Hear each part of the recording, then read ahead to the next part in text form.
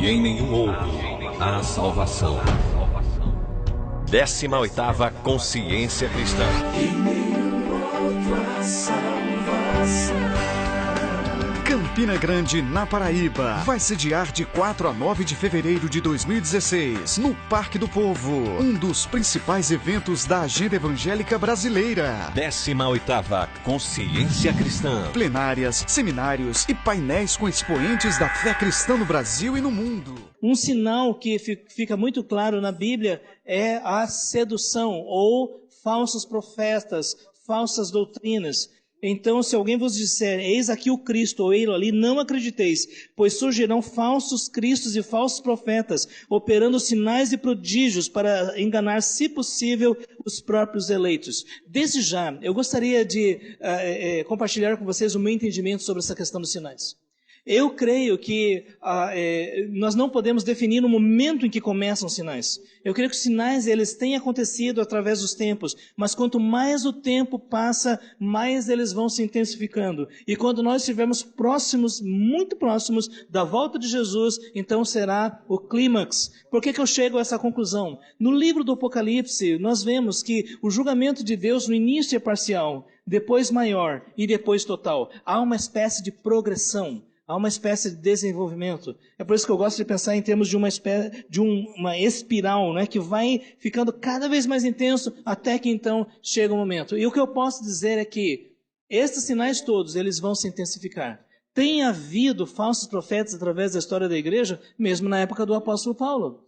Tem havido anticristos, o apóstolo João mesmo diz que naquela época já havia muitos anticristos.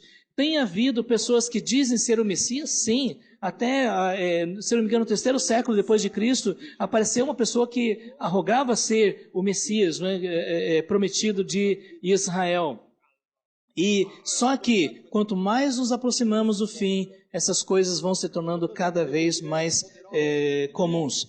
Então, vão surgir. E é por isso que o que eu posso dizer é que essas coisas vão ficar piores ainda. Mas eu gostaria agora de enfatizar os falsos mestres. São aqueles que ensinam doutrinas contrárias a Cristo e, portanto, são anticristos. E, desde já, quais são alguns critérios que nós poderíamos usar para discernir o que é um falso ensino ou o que são falsos mestres? Então, deixa eu sugerir alguns desses. Por exemplo, no geral, eles querem a glória, querem ser chamados de deuses, não é verdade? Eu estava lembrando que um líder evangélico, em um tempo atrás, ele estava dando o privilégio dos seus seguidores tocarem seus pés. Isso é, quando isso acontece, está bem claro que ele já perdeu de perspectiva que a glória pertence ao Senhor. E, infelizmente, nós estamos vendo em nossa época o culto a personalidades. E a partir da palavra de Deus, você vai discernir aquilo que vem de Deus. Então, a primeira questão é, glorifica a Deus ou não? Se há uma autoglorificação, não vem de Deus.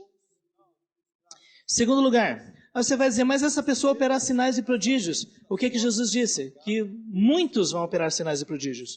Então, não é porque uma pessoa tem operado até milagres, comprovado cientificamente, que essa pessoa procede de Deus. Você tem que ver o discurso ou a mensagem. Apocalipse diz que o anticristo, ele vai, o sacerdote do anticristo, ele vai falar, ele aparece como cordeiro, mas ele fala como dragão.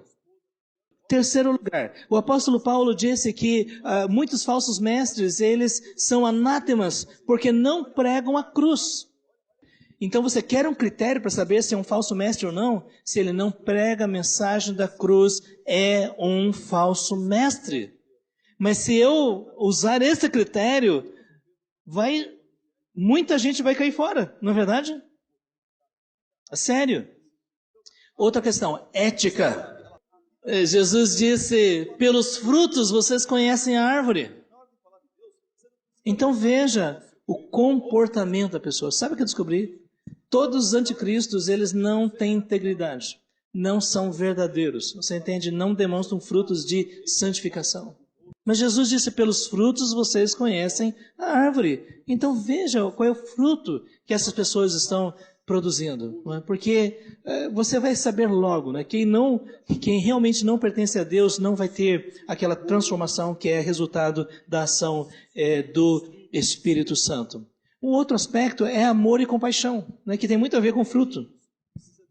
Quem ama a Deus, quem pertence a Deus, vai demonstrar amor, compaixão e misericórdia. Os anticristos, eles no geral, são prepotentes e exploram e oprimem as pessoas. Usam as pessoas para atingir os seus próprios objetivos. Então Jesus disse, tomem cuidado, porque além disso vão operar sinais e prodígios, se possível até para enganar os próprios eleitos. E a Bíblia diz que por causa disso os tempos serão abreviados.